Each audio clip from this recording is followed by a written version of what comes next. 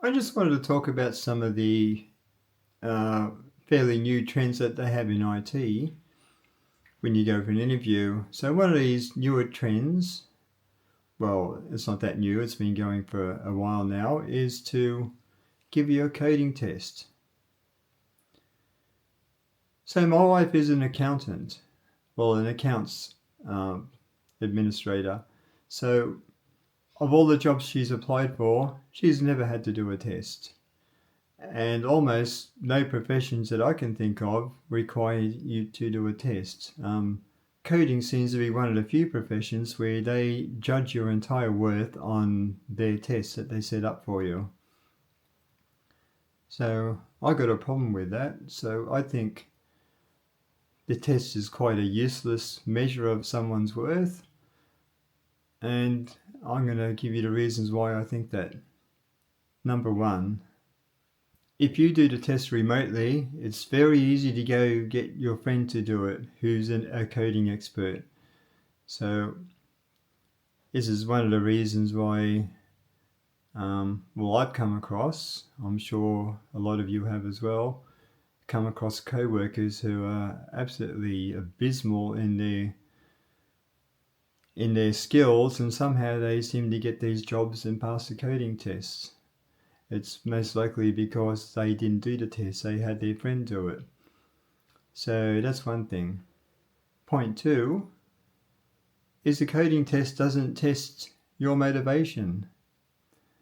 What's the point in hiring the person who does a perfect score at a test but it actually isn't motivated to do anything or learn anything new or even work within a team? Which leads me to point three. Coding test doesn't measure or gauge your ability to work as a team player. And if you're not a good team player, like if you're a prima donna or if you're someone who expects everyone else to pick up your slack, you're not a good team player. And you're actually going to drag the whole team down in terms of productivity. The coding test doesn't measure this at all. And the most important one, I think, is coding test doesn't measure at all your ability to learn something. I mean, you think about it. If I was hiring someone, would I hire someone that could answer my question in a coding test who actually wasn't very capable or had a closed mind to learning something new? Or would I pick someone who actually didn't know what I was asking, but I had a very quick, good attitude and a quick aptitude for picking up new things? I know who I'd rather choose. And there's no guarantee that the person who passes your coding test is going to stay for any length of time. So, in my idea, I think the coding test is extremely superficial, and also it's the questions that get asked as well.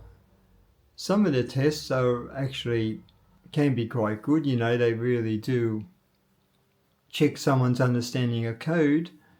But a lot of these coding tests are just designed to trip you up. So a lot of people will pick something about programming that you might touch once every 3 or 4 years, something which I don't retain in my memory. So when they ask me, I say, I don't know, I can't remember. I have to go look it up. And I get immediately failed for that. And what they fail to realise is they're not asking something that you use in day-to-day coding. It's a rare thing. You might touch it once every couple of projects.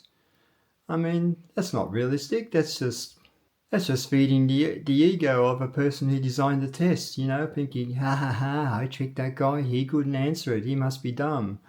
So then you have to work with the bias of a person who designed the questions. So there's that.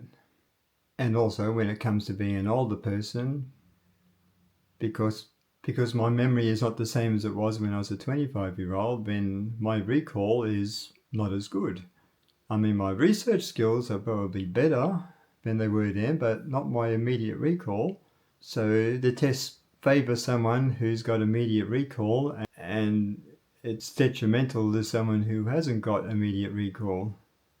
Also, a lot of the types of questions they ask are things that someone who just went to university would be right on top of because they just studied it, so it would be fresh in their minds. So if you're a recruiter and you want to know how good someone codes, I mean, I'm sure a lot of programmers will put their code on GitHub or whatever. You can just go look it up there. I mean, you don't need to give somebody a test when you can just go look at their source code. And then you get the career IT person, someone who generally loves to code and does lots of personal projects in coding. And then you got the person who only codes at work and doesn't touch it at all outside of work. The person who enjoys coding will end up being more productive. I hope some of the points I've mentioned come through and I don't rattle too many people, especially recruiters, on how you think your little IT test is the perfect way of choosing a candidate. And it's also very biased towards picking someone who just came out of uni with all this stuff fresh in their mind. They'll probably be the best people who would actually cope with these tests. Thank you.